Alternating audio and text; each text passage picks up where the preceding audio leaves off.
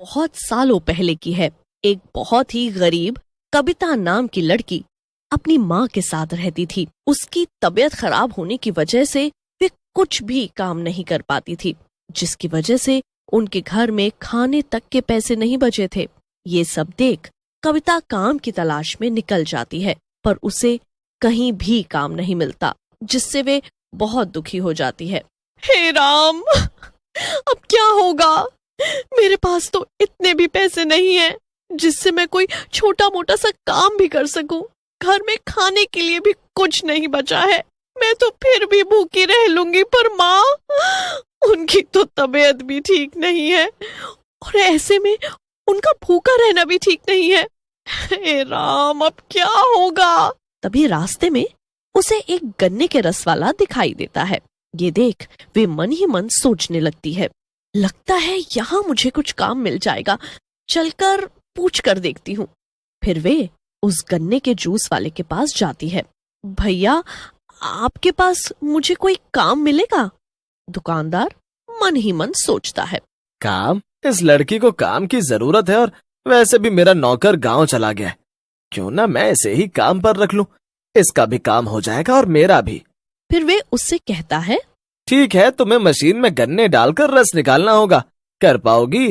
कविता खुश होते हुए उसे कहती है, हाँ हाँ, मैं करूंगी। फिर क्या था, कविता तभी की तभी उसकी दुकान पर काम करने लग जाती है और गन्ने को मशीन में डालकर रस निकालती है और उसका मालिक गिलास में डालकर लोगों को पिलाता है। इसी तरह कविता को काम करते हुए सारा दिन हो जाता है और जब शाम हो जाती है तो दुकानदार उसकी छुट्टी कर देता है और उसे कुछ पैसे देता है। कविता उन पैसों को हाथ में लेकर बड़ी खुश होती है। मेरी मेहनत की कमाई, अब माँ पापा को भूखा नहीं रहना पड़ेगा और उनकी दवाई भी आ जाएगी। फिर वे पैसे लेकर राशन की दुकान से जाकर थोड़ा बहुत राशन लेती और अपनी माँ की दवाई लेकर घर आ जाती है और फिर जल्दी से खाना बनाकर अपनी माँ को खिलाती है। ये देख उसकी माँ की आंखों में आंसू आ जाते हैं और वे आंखों में आंसू लिए अपनी बेटी कविता से कहती है, मैं भी कैसी अभागिन माँ हूँ जो मेरी बच्ची को मेरे होते हुए काम करना पड़ रहा है। माँ, तुम भी ना कैसी बातें करती हो? बच्चे अपने माँ बाप का ध्यान नहीं रखेंगे तो कौन रखेगा? जब मैं बीमार होती हूँ तब तू ही मेरा ध्यान रखती है ना। अब थोड़ा सा मैंने काम कर लिया तो क्या हुआ? अब ये सब बातें छोड़ो और जल्दी से सारा खाना खत्म करो। पहले तू मुझे ये बता, तुझे काम क्या मिला है? ये सुन कविता सोच में पड़ जाती है।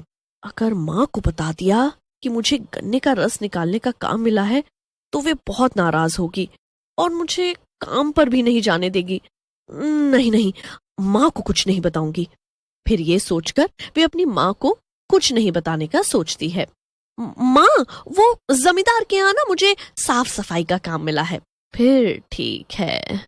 और फिर अगली सुबह जैसे ही सुबह होती है, कविता अपना घर का काम जल्दी से निपटाकर काम करने चली जाती है और दुकान पर जाकर गन्ने का रस निकालती है और उसका मालिक रस को गिलास में डालकर लोगों को पिला रहा था।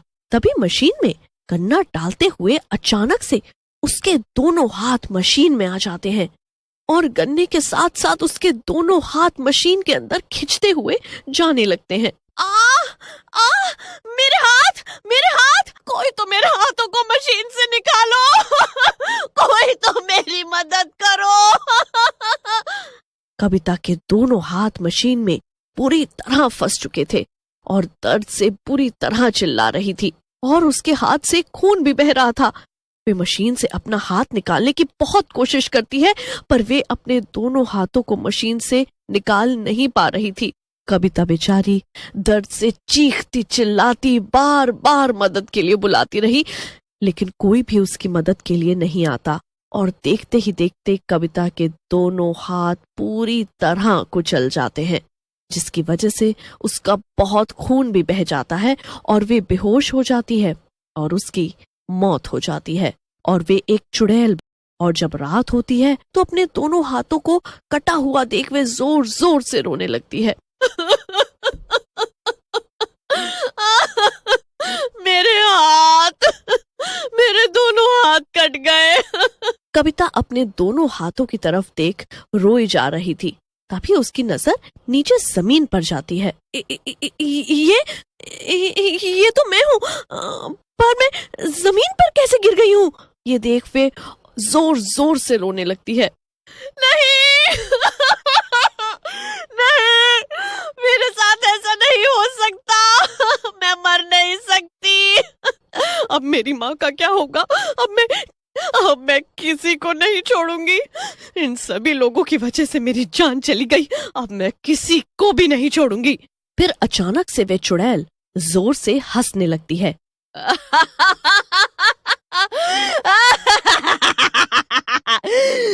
इन लोगों की वजह से मेरे हाथ कटे हैं, वैसे ही मैं इनसे इनके हाथ छीन लूंगी, काट दूंगी इनके हाथ, फिर ये भी मेरी तरह बिना हाथ के हो जाएंगे।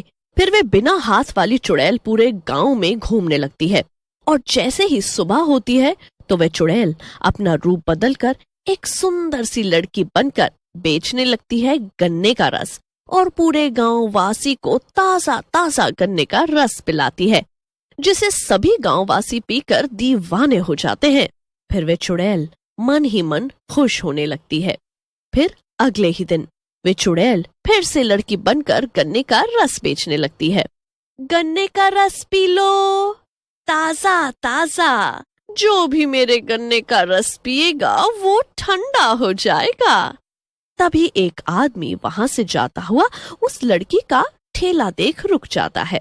फिर वे आदमी उस लड़की के पास जाकर उससे ताजा ताजा गन्ने का रस मांगने लगता है। अभी पिलाती हूँ, पर मेरी तुम्हें मदद करनी होगी। मैं तो तुम्हारी मदद करने के लिए तैयार हूँ। अरे आप एक बार बोलकर तो देखो। उस आदमी की बातें सुनकर फिर वे चुड़ैल मन ही मन बोलती है। मुझे तेरी जान नहीं, तेरे हाथ चाहिए, वो भी दोनों, फिर तू भी मेरे जैसे बिना हाथ वाला हो जाएगा। फिर लड़की उस आदमी से मशीन में गन्ने लगाने के लिए कहती है। फिर वे आदमी उस लड़की को निहारते हुए मशीन में गन्ने डालने लगता है। तभी लड़की चुड़ैल में बदल जाती है और जोर से हंसने लगती है। ये देख वे आदमी मशीन छोड़ भागने लगता है तो वे चुड़ैल उसे पकड़ लेती है। भागता कहाँ है?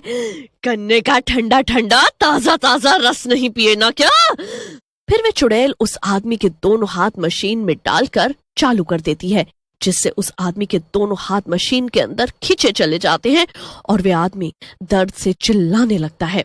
फिर देखते ही देखते उस आदमी के दोनों हाथ मशीन में जाते गन्ने की तरह पिस जाते हैं और वे बेहोश हो जाता है। तभी ऐसा करते उसे देख एक आदमी देख लेता है और गांव के सभी लोगों को उस चुड़ैल के बारे में बताता है। फिर सभी गांववासी इकट्ठा होकर उस चुड़ैल के पास पहुंच जाते हैं, जहां वे चुड़ैल एक और आदमी का हाथ गन्ने की मशीन में डालने ही जा रही थी। और तभी सभी गांववासी और पुजारी वहां पहुंच जाते हैं। ए पुजारी, मेरे रास्ते से हट जा, नहीं मैं तेरे भी हाथ काट डालूंगी।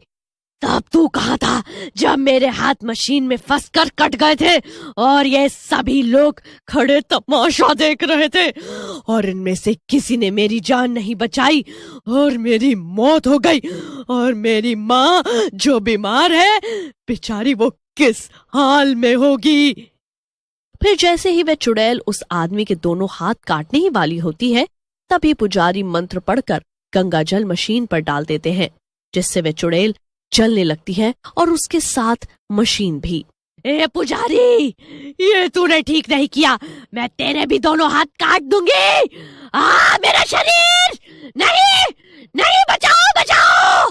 फिर ये कहते कहते वो चुड़ैल और उसकी मशीन भी जलकर भस्म हो जाती है और उस आदमी की जान बच जाती है और सभी गांव वालों को उस चुड़ैल से मुक्ति मिल जाती है।